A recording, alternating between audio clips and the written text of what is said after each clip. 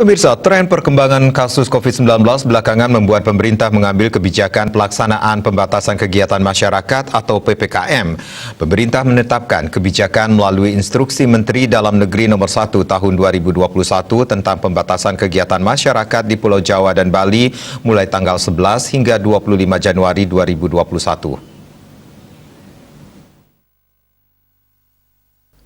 Juru bicara Satgas Penanganan COVID-19 Profesor Wiku Adhisa Smito meminta pemerintah daerah beserta seluruh elemen masyarakat mematuhi kebijakan ini.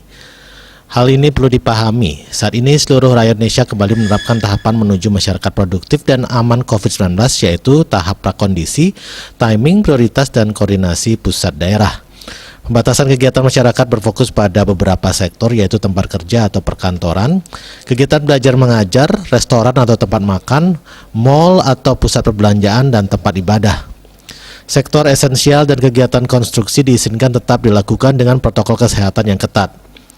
PPKM ini harus terus dilakukan pengawasan dan evaluasi agar dapat ditentukan langkah selanjutnya. Apabila peningkatan kasus positif di Pulau Jawa dan Bali dapat dikendalikan dengan baik, kondisi kasus COVID-19 di tingkat nasional dapat menurun drastis. Hal ini tentunya menjadi modal penting agar masyarakat kembali produktif, serta menjadi bentuk tanggung jawab pemerintah daerah terhadap komitmen nasional dalam terus melakukan perbaikan penanganan COVID-19. Meskipun instruksi ini ditujukan pada beberapa daerah di Jawa dan Bali, pembatasan kegiatan masyarakat ini tidak terbatas hanya untuk daerah-daerah tersebut.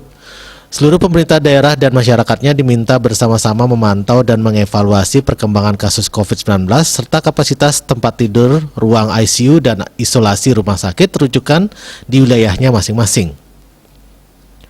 Raiswantara, Bali TV.